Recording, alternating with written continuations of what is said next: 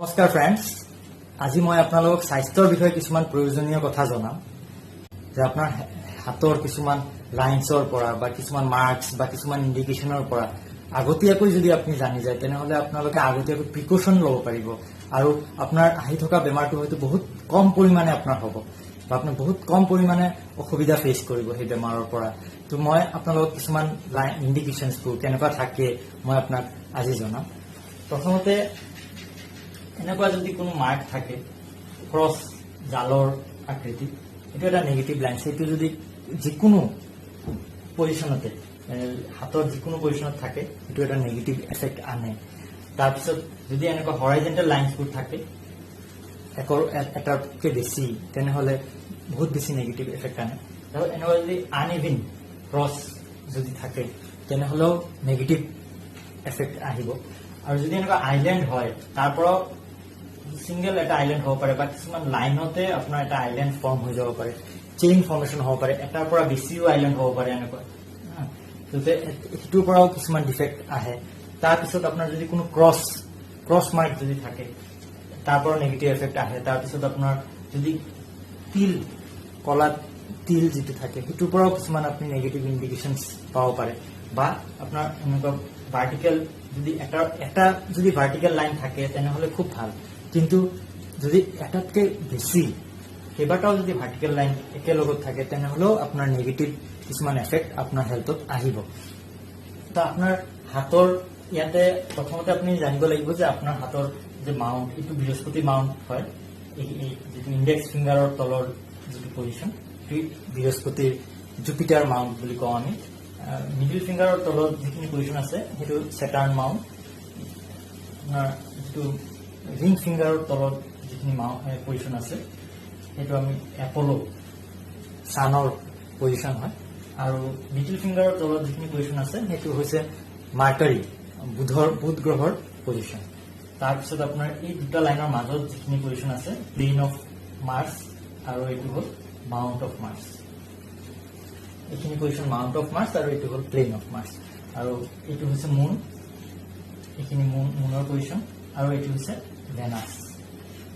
আৰু এইখিনি আমি ৰাহু বুলিও কওঁ বা ৰাহু বুলিও আমি কওঁ। আৰু এইখিনি পজিশ্যন হৈছে কেতু।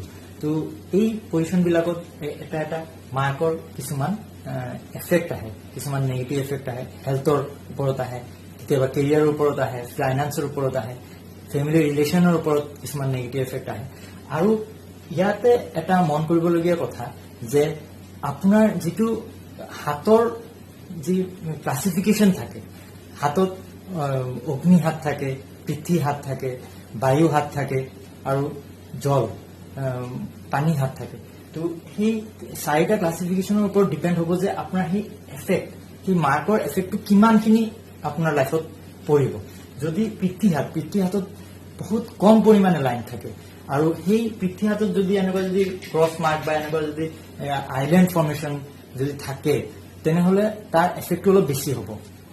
বা যিটো পানী হাত থাকে বা বায়ু হাত থাকে তাত মাৰ্কবিলাক হাতত বহুত বেছি লাইন থাকে আৰু তেনেকুৱা ক্ষেত্ৰত দেখা যায় যে লাইনৰ এফেক্টটো অলপ কম পৰিমাণে হ'ব।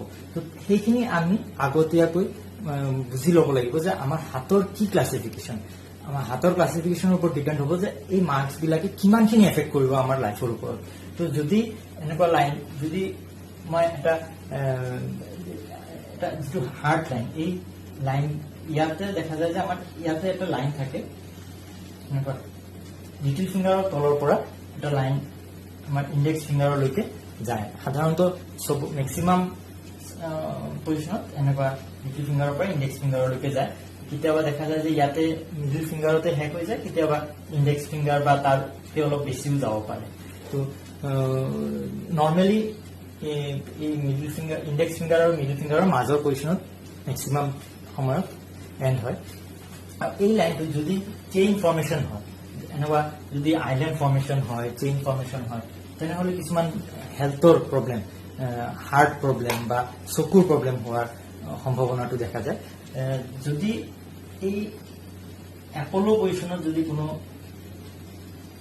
আইলেণ্ড ফৰ্মেশ্যন হয় তেনেহ'লে দেখা যায় যে তেখেতৰ চকুৰ প্ৰব্লেম হোৱাৰ বহুত বেছি সম্ভাৱনা আছে। তেওঁলোকে যদি নিজৰ মোবাইল চোৱা বা টিভি চোৱা যদি অলপ কম কৰে বা নিজৰ চকুৰ অলপ যত্ন লয়, তেনেহ'লে খুব বেছি ভাল হ'ব, কিয় তেওঁলোকৰ চকুৰ প্ৰব্লেম হোৱাৰ বহুত বেছি সম্ভাৱনা থাকে।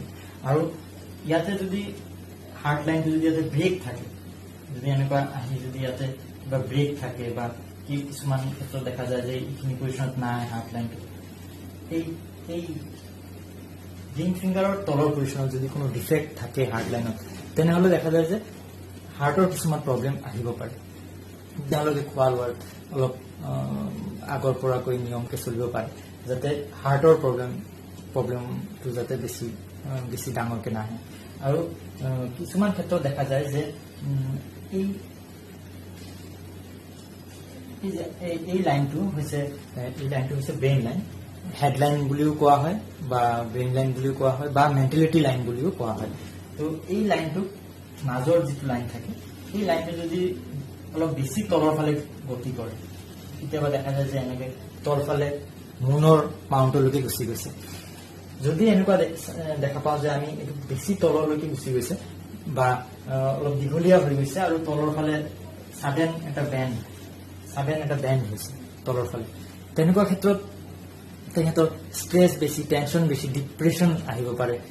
হয়তো অধিক চিন্তাৰ কাৰণে তেখেতৰ অলপ মানসিক টেনশ্যন হ'ব পাৰে, মানসিক অসুবিধা হ'ব পাৰে। তো তেওঁলোকে নিজৰ ষ্ট্ৰেছ টেনশ্যন লেভেল সদায় কমকে ৰখাটো উচিত। আৰু হাৰ্ট লাইনৰ যাৰ প্ৰব্লেম আছে তেওঁলোকেও ষ্ট্ৰেছ টেনশ্যন কম ৰখা উচিত, কিয় তেওঁলোকৰ হাৰ্টৰ প্ৰব্লেম আহিব পাৰে ষ্ট্ৰেছৰ পৰা।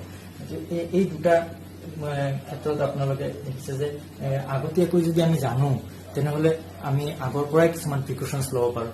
তাৰপিছত যদি এইখিনি পজিশ্যনত যিটো আমাৰ থাম্বৰ লগতে আমাৰ থাম্বৰ পৰা এইখিনি হৈছে ভেনাছৰ মাউণ্ট আৰু এইখিনি হৈছে ৰাহু আমি কওঁ। যদি এইখিনি পজিশ্যনত যদি অলপ ক্ৰছ, এনেকুৱা জাল এনেকুৱা ক্ৰছ যদি হয় আৰু যদি ইয়াতে য়েলোইছ কালাৰ যদি হৈ যায় এই পজিশ্যনটো, তেনেহ'লেও আমাৰ দেখা যায় যে লিভাৰৰ কিছু প্ৰব্লেম আহিব পাৰে। লিভাৰ প্ৰব্লেম খোৱা লোৱা বা অভাৰ ইটিঙৰ দ্বাৰা খোৱা লোৱাৰ অনিয়মৰ কাৰণে হয়তো হেল্থৰ প্ৰব্লেম, লিভাৰৰ প্ৰব্লেম আহিব পাৰে, ইনডাইজেশ্যন প্ৰব্লেম আহিব পাৰে। তো তাৰ কাৰণে আগতীয়াকৈ আমি কিছুমান প্ৰিকশ্যনছ ল'ব পাৰোঁ। আৰু এটা আমি দেখা পাওঁ যে হেল্থ লাইন, যিটো আমাৰ কেতিয়াবা আমাৰ লাইফ লাইনৰ পৰা বুধৰ পজিশ্যনলৈকে, মাৰ্কাৰী পজিশ্যনলৈকে আমাৰ গতি কৰে, মেক্সিমাম আমি পাওঁ। কেতিয়াবা হয়তো হেল্থ লাইন নাথাকিবও পাৰে। এই লাইনটো কিছুমান ক্ষেত্ৰত নাথাকিবও পাৰে হাতত আৰু কিছুমান ক্ষেত্ৰত থাকিবও পাৰে। নাথাকিলেও খুব ভাল, কিন্তু যদি থাকে তেনেহ'লে ডিষ্টিংক্ট থাকিব লাগে। যদি এইটো ভাঙা থাকে তেনেহ'লে হেল্থৰ কিছুমান ডিষ্টাৰ্বেঞ্চ হোৱাৰ সম্ভাৱনা। যদি আমি দেখোঁ যে হেল্থ লাইনটো এনেকুৱা ভাঙা আছে, তেনেহ'লে হয়তো ইনডাইজেশ্যন প্ৰব্লেম, লিভাৰ প্ৰব্লেম ইয়াৰ পৰাও আহিব পাৰে। বা আমি যদি ইয়াতে এইখিনি পজিশ্যনত যদি আমি ৰঙা যদি আমি দেখোঁ যে এইখিনি পজিশ্যন ছাডেনলি আমাৰ হাতত ৰঙা হৈ গৈছে, এইখিনি তলৰ যিখিনি মাউণ্ট আছে সেইখিনি পজিশ্যন যদি ছাডেনলি আমি যদি বহুত বেছি ৰঙা পজিশ্যন, কম্পেৰেটিভলি আমাৰ গোটেই হাতটোৰ পৰা এইখিনি পজিশ্যন যদি ৰঙা হৈ যায়, তেনেহ'লেও আমাৰ হয়তো লিভাৰৰ প্ৰব্লেম আহিব পাৰে। কিছুমান ইম্পৰ্টেণ্ট কথা, আগৰ পৰাই আমাৰ হাতত যদি আমি ইণ্ডিকেশ্যন পাওঁ আৰু তাৰ পৰা আমি আগৰ পৰা আগতীয়াকৈ প্ৰিকশ্যনছ লওঁ, যিখিনি আমাৰ লাইফষ্টাইল বা আমাৰ নিজৰ খোৱা লোৱা বা কিছুমান নিয়মৰ দ্বাৰা আমি নিজে কৰি ল'ব পাৰোঁ, তেনেহ'লে আমাৰ বহুতখিনি আমাৰ আগতীয়াকৈ আমি জানি ল'ব পাৰিম যে আমাৰ ভিতৰত ফৰ্ম হৈ থকা যিখিনি বেমাৰ আছে তাক আমি কণ্ট্ৰল কৰিব পাৰিম বা তাৰ পৰা একদম গোটেইখিনি আমি নিৰ্মূল হ'ব পাৰিম যদি আমি আগতীয়াকৈ আমি প্ৰিকশ্যনছ লওঁ। তো সেইখিনি কিছুমান কথা মই আজি আপোনালোকক জনালোঁ।